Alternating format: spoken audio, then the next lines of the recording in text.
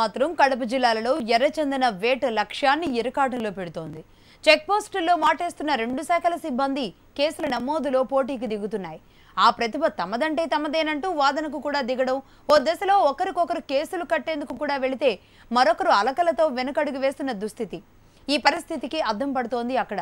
మొత్తం మీద కడప జిల్లాలో అటవీ పోలీస్ శాఖల మధ్య పోటాపోటీ హాట్ టాపిక్ గా మారింది.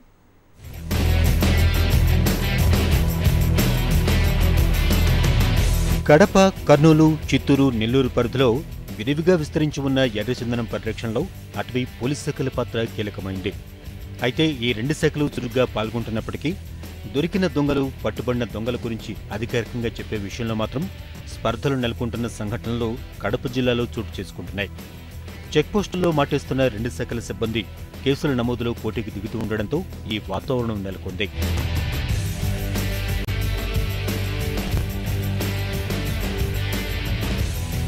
ఈ ప్రతిభ తమదేనంటే తమదంటూ వాదనకు దిగడం, ఓ దశలో ఒకరు కేసులు కట్టేందుకు వెళ్తే మరొకరు అలకలతో వెనకడిగేస్తున్న పరిస్థితికి అద్దం పడుతోంది. ఈ పరిస్థితి కారణంగా 2 శాఖల మధ్య వివాదం వేడెక్కుతోంది. కడప, తిరుపతి సరిహద్దుల్లో బాలేపల్లి అటవీ చెక్పోస్ట్ దగ్గర తాము పట్టుకున్న ఎర్రచందనం కూలీలను పోలీసులు పట్టుకున్నట్లుగా ప్రకటించడంతో అటవీ శాఖ అధికారులు రగిలిపోతున్నట్లుగా తెలుస్తోంది. ఈ కేంద్రం పరిధిలో గతంలోనూ ఇదే తరహా ఘటనలు జరిగినట్లుగా చెబుతున్నారు.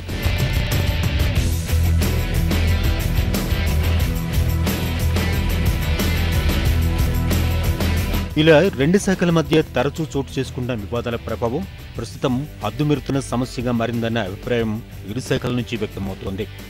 ప్రధానంగా తిరుపతి, కడప సరిహద్దుల్లో ఈ సమస్య ఎక్కువగా కనపడుతోంది.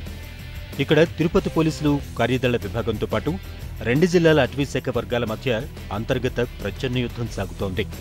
దీనికి తాజా ఘటనలే సాక్ష్యంగా నిలుస్తున్నాయి.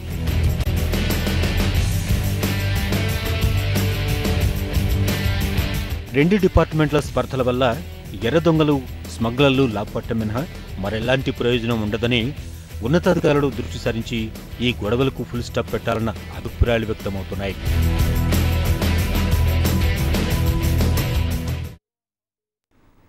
జాండీస్ చిన్నారులను జడస్కు